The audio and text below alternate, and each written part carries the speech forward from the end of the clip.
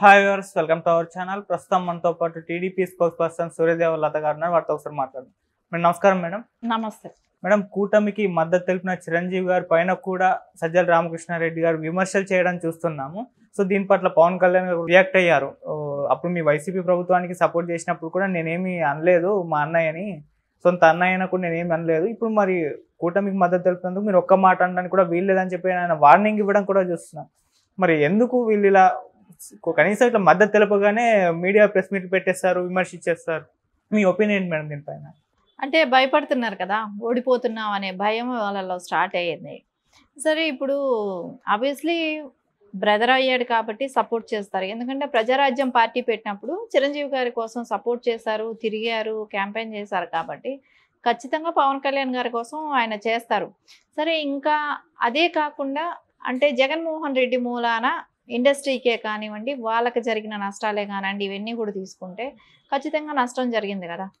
ఎందుకంటే ఎవరినో కొంతమందిని ఇబ్బంది పెట్టాలనే కానివ్వండి, ఇండస్ట్రీని మొత్తం కూడా సినిమా ఇండస్ట్రీలో ఉన్నది అంతా కూడా రేట్లు తగ్గించడమే కానివ్వండి, అక్కడ షోస్ కూడా ఎక్కువ అంటే 5 షోస్ వేసుకునే వాళ్ళు దానికి పర్మిషన్ ఇవ్వకుండా కొద్ది రోజులు ఇబ్బంది పెట్టడమే కానివ్వండి, సినిమా రేట్లు సడన్గా తగ్గించేసేయటమే కానివ్వండి, దాన్ని అడగటానికి వెళ్ళిన వాళ్ళకు కూడా అంటే చిరంజీవి గారు కానివ్వండి, ఇంకా మహేష్ బాబు, ఇలా పెద్ద హీరోస్ అందరూ వెళ్ళటం కానీ, ప్రొడ్యూసర్ కానివ్వండి, వీళ్ళందరూ వెళ్ళారు కదా. వెళ్ళినప్పుడు కూడా వాళ్ళకి ఇచ్చిన మర్యాద చూసాం మనం. ఎందుకంటే వాళ్ళ కార్లు ఎక్కడో ఆపేసేసి చాలా దూరం నడుచుకుంటా వెళ్ళటమే కానివ్వండి, లోపల వరకు కూడా కార్స్ అలౌ చేయలేదు. సో వాళ్ళు మాట్లాడుతుంటే ఆయన ఒక సైడ్ దిక్కులు చూస్తూ ఉంటాం, వాళ్ళ దగ్గర ప్రైస్ చేయించుకుంటూ ఉంటాం. వాళ్ళకి ఒకవేళ అట్లీస్ట్ ఎవరైనా థ్యాంక్స్ చెప్తే తిప్పి థ్యాంక్స్ చెప్పే సంస్కారమైనా ఉంటుంది, నమస్తే పెడితే నమస్తే పెట్టే సంస్కారమైనా ఉంటుంది. అది కూడా లేని వ్యక్తి అనమాట జగన్మోహన్ రెడ్డి. మనం చూసాం, అవన్నీ విజువల్స్ కూడా మనం చూసాం.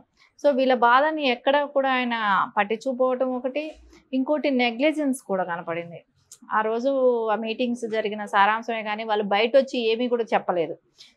వాళ్ళు వెళ్ళిన మీటింగ్కి సక్సెస్ ఏం జరిగింది, రిప్లై ఏమొచ్చిందని కూడా ఆ రోజు ఎవరికి కూడా తెలియదు. సో ఎప్పుడు కూడా ఇండస్ట్రీని ఆదరించిన వ్యక్తులు కూడా కాదు కాబట్టి జగన్మోహన్ రెడ్డి ఖచ్చితంగా తెలుగుదేశం వస్తే ఇండస్ట్రీ మళ్ళా కొంచెం పుంజుకుంటుంది. అంటే రేపు సినిమాలు రిలీజ్ అయినా కూడా అక్కడ కొంచెం రేట్లు పెంచుకోవటానికో కానివ్వండి, లేకుంటే ఇంకోటి కూడా ఉంటుంది కదా, అక్కడ ప్రజలు సుభిక్షంగా ఉంటే ఖర్చు పెడతారు, సినిమాలకు వెళ్తారు. సో ఇప్పుడు సినిమాలకు వెళ్ళటానికైనా వాళ్ళకి మనీ సోర్సెస్ ఏముంది?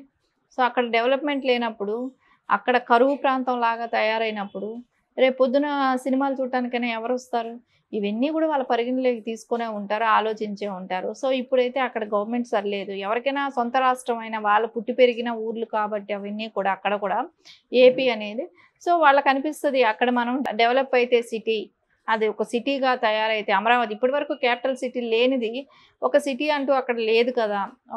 అమరావతిలో క్యాపిటల్ సిటీ మంచిగా తయారైతే రేపు రాష్ట్రాభివృద్ధి బాగుంటుంది, రేపు ప్రజలందరూ బాగుంటే రేపు సినిమాల పరంగా తీసుకున్న కలెక్షన్స్ బాగుంటాయి. ఇవన్నీ ఆలోచించినప్పుడు ఖచ్చితంగా వాళ్ళైతే రాష్ట్రం బాగుపడితే అందరూ బాగుంటారనే ఉద్దేశం కూడా ఉండొచ్చు. సో అందుకని ఎవరైతే అభివృద్ధి చేస్తారో, ఎవరి మూలానైతే డెవలప్ జరుగుతుంది. సరే, ఆయనకి కూడా ఎంతో అంత, చిరంజీవి గారికి కూడా ఎంతో అంత రాజకీయ అనుభవం అంటూ వచ్చి ఉంటుంది. సో ఆయనకున్న అనుభవంతో సో ఈ 3 కూటమి కలిసింది కాబట్టి దీని సక్సెస్ బాగుంటుంది, ప్రజల్లో కూడా వస్తున్న స్పందన కూడా తెలుసుంటుంది. సో ఖచ్చితంగా తెలుగుదేశానికే కానివ్వండి, జనసేనకే కానివ్వండి, బీజేపీకే ఓటు వేయండి అనేది ఆయన స్పష్టంగా ఆయన బహిరంగంగా చెప్పడం జరిగింది. దీనిలో సజ్జల గారి బాధ ఏంటో తెలియట్లేదు. సో వాళ్ళ ఒపీనియన్ వాళ్ళు తెలియపరచుకోలేరా? అంటే వీళ్ళు చెప్పిన వాళ్ళకే వాళ్ళు ఓటే స్పందన ఉంటుందా? ఇప్పుడు సజ్జల గారు డైరెక్షన్ చెప్తే చెయ్యాలా చిరంజీవి గారు? ఆయనకంతటా ఆయనకు స్వతంత్రం లేదా? ఆయన ఏ పార్టీకి కావాలో, ఎవరికి కావాలో చెప్పుకునే ఇది ఆయనకి లేదా? సో ఇవన్నీ ఏంటంటే బెదిరించటం, బ్లాక్మెయిల్ చేయటం ఇప్పటి వరకు చేస్తూ వచ్చింది. ఒక ఇండస్ట్రీ వ్యక్తులనే కాదు, అందరినీ కూడా ఇండస్ట్రీ అంటే బిజినెస్ పరంగా ఉన్న వాళ్ళనే కానీ, సినిమా ఇండస్ట్రీ కానీ, కంపెనీస్ ఉన్న వాళ్ళనే కానీ అందరినీ ఒక రకమైన బ్లాక్మెయిలింగ్ ఇవన్నీ చేస్తూ వచ్చారు. సో ఇప్పుడు పీరియడ్ దాటింది, రేపు పొద్దున ఎలక్షన్లు వచ్చాయి. సో ఎవరైనా సరే వాళ్ళకి ఏదైతే బాగుంటుంది అనేది స్వచ్ఛందంగా తెలిపే హక్కు వాళ్ళకు ఉంటుంది. అది ఉండకూడదనే నేచర్ లాగా కనపడుతున్నారు. ఏదేమైనా ఆయన చిరంజీవి గారు బహిరంగంగా చెప్పటమే కానివ్వండి, రేపు పొద్దున వాళ్ళ అభిమానులు కూడా కొంచెం హ్యాపీగా ఉంటుంది. పవన్ కళ్యాణ్ గారి అభిమానులైనా, తెలుగుదేశం పార్టీ వాళ్ళకైనా కూడా అందరికీ కూడా చిరంజీవి గారు కూడా మద్దతు తెలిపారు అనేది ఒక సంతోషకరమైన విషయం. ఓకే మేడం, ఏ ప్రముఖులైనా సరే వచ్చి కూటమికి మద్దతు తెలుపుతున్నారంటే సరే వీళ్ళు విమర్శించడం మొదలు పెట్టారు. అప్పుడు ప్రశాంత్ కిషోర్, లోక్సత్తా జేపీ గారు కూడా చూసాము. ఇప్పుడు చిరంజీవి గారు ఎందుకు ఇలా విరుచుకుపడుతున్నట్టు ఇంత మద్దతు తెలుపగానే ప్రెస్ మీట్లు పెట్టడం, వాళ్ళని తిట్టేయడం చూస్తున్నాం. ఎందుకంటే ఓడిపోతున్నాం అనే భయం వాళ్ళలో స్టార్ట్ అయిపోయింది. అంటే ఎక్కడికి వెళ్ళినా ప్రజల్లో మద్దతు లేకపోవటం, సో సొంత కుటుంబ సభ్యులే వ్యతిరేకం అయ్యేటప్పటికి కూడా అది పెద్ద చర్చలాగా అయిపోతుంది. సో ఎక్కడికెక్కడ జగన్మోహన్ రెడ్డి వైఫల్యాలు అసలు కొట్టొచ్చినట్టు కనపడుతున్నాయి. సో దాని మూలాన ఎట్లా అనిపిస్తుంది, ఈ ఎప్పుడు కూడా చర్చ ఏంటి, అభివృద్ధి మీద ఉంటుంది. సరే ఆయన బయట వెళ్ళినప్పుడు ఏమని చెప్పుకుంటాడు, ఏం చేశానని చెప్పుకుంటాడు.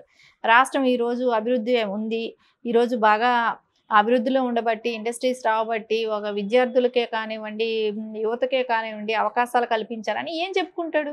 ఏమీ చేయలేదు కదా, ఈ 5 సంవత్సరాలు చేయలేదు. ఇప్పుడు ప్రజల్లోకి వెళ్ళి ఏం చెప్పుకుంటాడు? సరే సొంత చిన్నాన్న గురించి ఇంతవరకు ఆ కేసు విషయం ఇంతవరకు తెలియలేదు, అది చెప్పలేరు. ఖచ్చితంగా ఆయన ప్రజల్లోకి వెళ్తే చెప్పుకునేదానికి ఏమీ లేకపోబట్టే ఆయన నిరుత్సాహం అలా కనపడుతుంది. ఎలాగైనా బ్లేమ్ చేయాలి తెలుగుదేశానికి, ఎవరైనా మద్దతు తెలిపితే వాళ్ళకేంటి ఆ నిరుత్సాహం అనేది స్పష్టంగా వాళ్ళ ఫేసుల్లో కనపడుతుంది.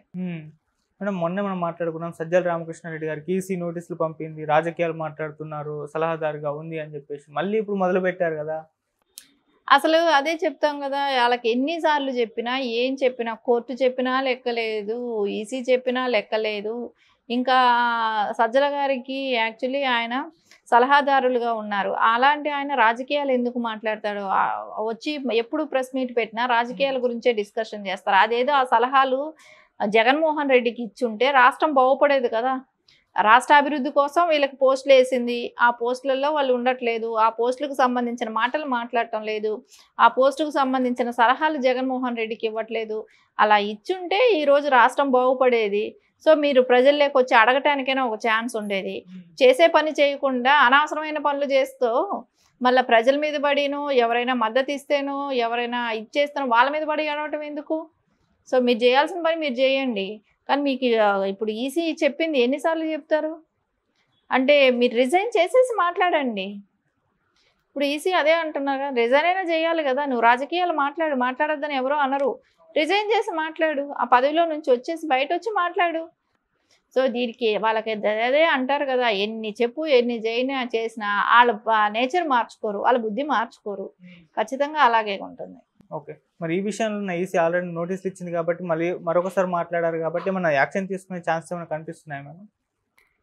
యాక్షన్ అయితే తీసుకుంటారు. ఇప్పుడు మళ్ళా అన్ని పార్టీలు వాళ్ళైతే అంటే కాంగ్రెస్ ఇంక్లూడింగ్ కాంగ్రెస్తో సహా కానివ్వండి, అందరూ మళ్ళా మళ్ళా ఈసీకి తెలియపరచడం అయితే జరుగుతుంది. కాంగ్రెస్ కానీ తెలుగుదేశం కానివ్వండి, అన్ని పార్టీలు. ఎందుకంటే బహిరంగంగా మాట్లాడుతున్న విషయాలు అందరికీ తెలుస్తాయి కాబట్టి ఈసీ దృష్టికి అయితే మళ్ళీ తీసుకెళ్తారు. కాబట్టి ఖచ్చితంగా ఇప్పుడు మళ్ళా వాళ్ళకి వార్నింగ్ ఇచ్చే అవకాశం అయితే స్పష్టంగా కనపడుతుంది.